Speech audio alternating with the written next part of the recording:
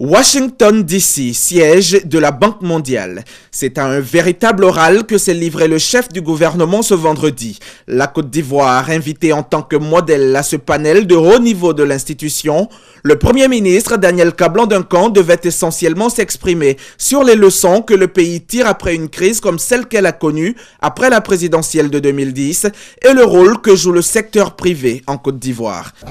Nous sommes conscients du fait que le secteur privé national comme international peut être le moteur de l'économie. Voilà pourquoi nous avons adopté de nombreuses réformes dans le secteur des mines, de l'électricité, etc. Nous avons aussi mis en place un guichet unique et vous pouvez créer votre entreprise en 24 heures en Côte d'Ivoire.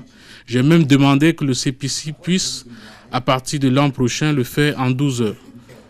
Nous avons aussi soumis à l'Assemblée nationale un projet pour le PPP, le partenariat public-privé. Et pour preuve, la part du secteur privé en 2012 sur l'ensemble des investissements en Côte d'Ivoire était de 62% et l'an dernier, elle a approché les 64%.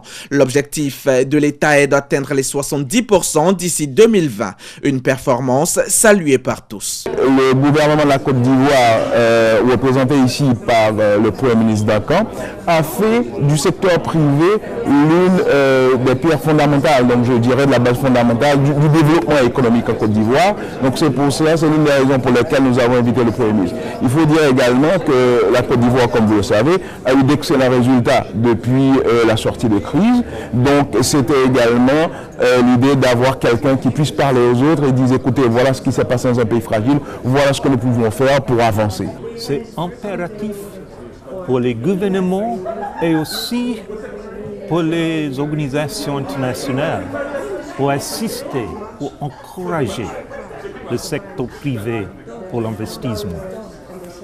Et le Côte d'Ivoire a déjà fait beaucoup pour encourager le secteur privé.